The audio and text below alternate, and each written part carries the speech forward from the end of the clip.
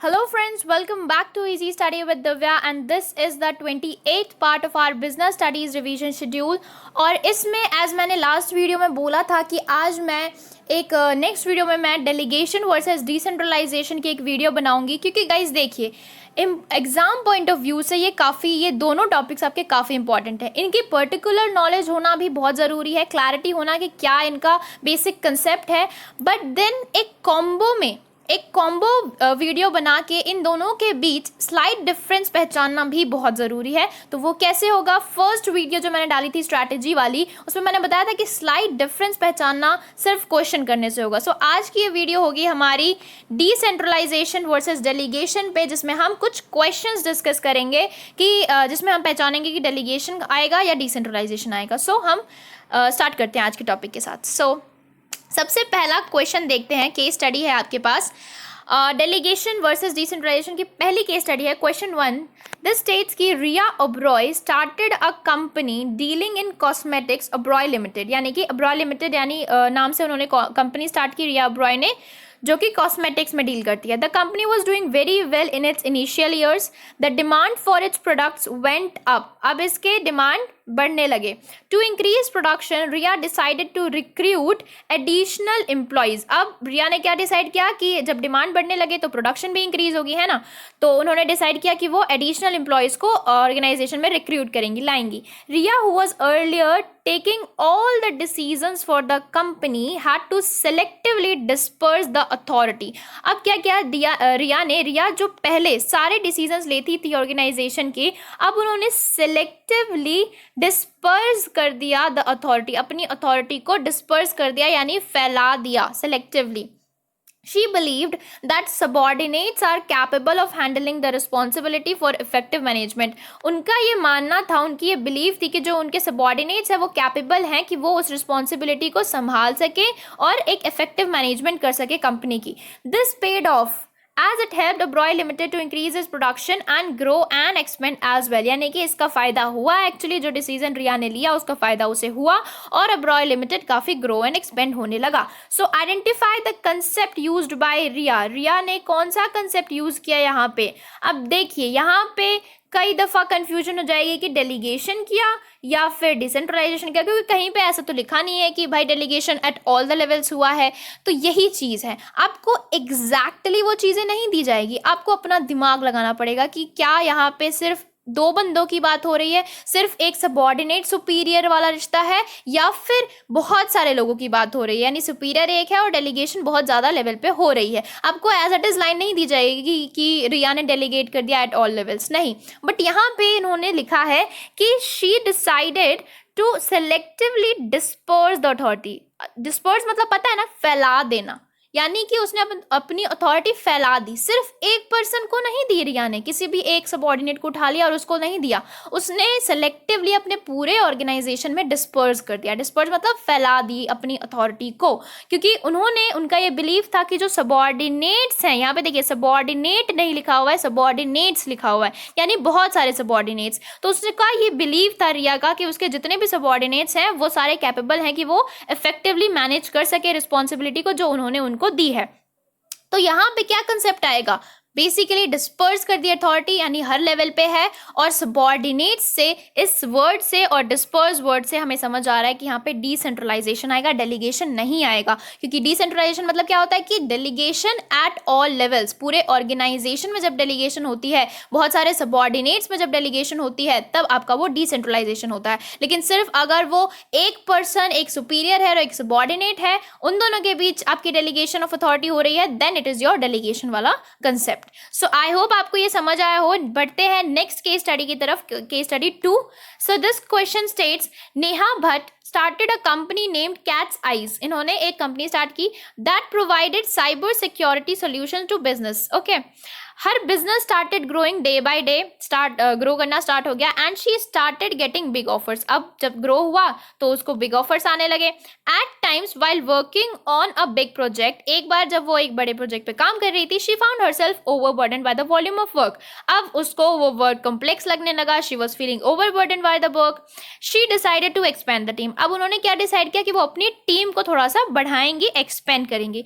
During a campus placement, अब एक college में कैंपस प्लेसमेंट के दौरान from an engineering college, Ishika and Dhruv were appointed to work. Ishika and Dhruv were appointed to work for the new project. मतलब जिस project पे वो काम कर रही थी, जो प्रोजेक्ट उन्हें बड़ा एक प्रोजेक्ट मिला था, उस प्रोजेक्ट को पे काम करने के लिए उन्होंने 2 लोगों को और अपॉइंट किया एक इंजीनियरिंग कॉलेज से, जिनके नाम थे Ishika and Dhruv. The new employees were capable and trustworthy, वो कैपेबल भी थे और ट्रस्टवर्दी भी थे। Now with the help of Ishika and Dhruv the project was completed up on time. अब इशिका और ध्रुव की हेल्प से प्रोजेक्ट आपके टाइम पे कंप्लीट हो गया। Identify the concept used bye Neha. अब बताओ क्या कंसेप्ट यूज किया नेहा ने। सो क्या यहाँ पे बहुत सारे सबऑर्डिनेट्स की बात हुई है, पूरे ऑर्गेनाइजेशन में उन्होंने बात हुई है? नहीं, सिर्फ 2 पर्सन्स की बात हुई है, यानी कि एक सुपीरियर है और सिर्फ 2 सबऑर्डिनेट्स हैं। अब मैंने ये बताया था कि सिर्फ 2, एक सुपीरियर और एक सबऑर्डिनेट होगा, तो उसका मतलब ये नहीं कि सबऑर्डिनेट 2-3 नहीं हो सकते। देखिए, एक सुपीरियर के 2 सबऑर्डिनेट्स हो सकते हैं, लेकिन अगर वो 2 सबऑर्डिनेट्स फिर से अपने न्यू सबऑर्डिनेट्स क्रिएट कर दे, तब जाके आपका वहाँ पे डिसेंट्रलाइजेशन होगा। लेकिन एक सुपीरियर के 2 या 3 सबऑर्डिनेट्स हो सकते हैं, लेकिन यहाँ पे रिश्ता क्या है? सिर्फ एक सुपीरियर है और नीचे 2-3 सबऑर्डिनेट्स हैं, उनके नीचे कोई आपका डेलीगेशन नहीं हो रहा। तो यहाँ पे यही है ना कि एक आपकी नेहा भट्ट आपके सुपीरियर हैं एंड इशिका एंड ध्रुव आपके उसके 2 सबऑर्डिनेट्स हैं। उन्होंने सिर्फ इन्हीं 2 को अपना काम दिया, तो यहाँ पे जो कॉन्सेप्ट है वो आपका डेलीगेशन होगा, डिसेंट्रलाइजेशन नहीं होगा। सो ये आपको बहुत ज़्यादा ध्यान देना पड़ेगा क्वेश्चन केस स्टडी पढ़ते वक्त कि क्या बहुत सारे लोगों में बात हो रही है या सिर्फ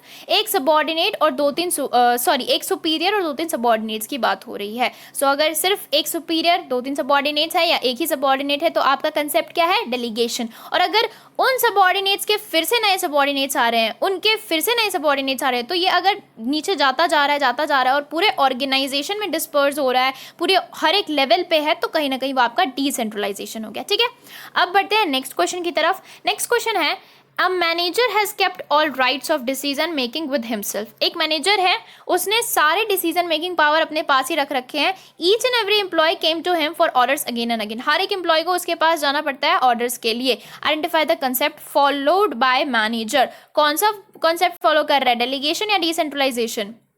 बताओ, डेलीगेशन। क्यों? क्योंकि यहाँ सिर्फ एक मैनेजर की बात हो रही है। अब यही मैनेजर अगर अपनी अथॉरिटी को सबसे पहले ही डेलीगेट करने को तैयार नहीं है, तो आगे क्या डेलीगेशन होगी? ये मतलब एक फर्स्ट लेवल पे देखो, हमारी जो डेलीगेशन है वो एक छोटी कड़ी है, राइट? मतलब आप कह सकते हो वो इंजन है ऑफ द ट्रेन। अगर इंजन ही नहीं है तो ट्रेन के बाकी डिब्बे क्या करेंगे? डिसेंट्रलाइजेशन आपकी पूरी ट्रेन है और डेलीगेशन आपका इंजन है, तो इंजन ही नहीं है तो ट्रेन कहाँ से चलेगी, है ना?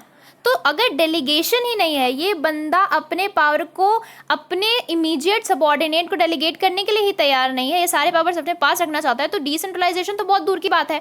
डिसेंट्रलाइजेशन मतलब तो यही होगा ना, जब ये पहले अपने सबऑर्डिनेट्स को कुछ पावर देगा और फिर उसके सबऑर्डिनेट्स अपने सबऑर्डिनेट्स को देंगे और फिर वो बढ़ता जाएगा, तब डिसेंट्रलाइजेशन होगा। लेकिन ये तो पहले ही स्टेप नहीं करना चाहता, फर्स्ट स्टेप ही नहीं करना चाहता कि अपने पावर्स को डेलीगेट करे अपने सबऑर्डिनेट्स में। तो यहाँ पे ये कौन सा कंसेप्ट फॉलो कर रहा है? सॉरी, यहाँ पे फॉलो नहीं होगा, ये एक्चुअली अनफॉलो होगा, वॉयलेट होगा, यहाँ पे फॉलो नहीं होगा। सो ये आपके डेलीगेशन ऑफ अथॉरिटी को वॉयलेट कर रहा है। सॉरी गाइज, यहाँ पे प्लीज ध्यान दे देना, ये फॉलो नहीं होगा, आपका वॉयलेट होगा। ठीक है, सो यहाँ पे ये डेलीगेशन ऑफ अथॉरिटी को वॉयलेट कर रहा है, ये डेलीगेशन नहीं कर रहा।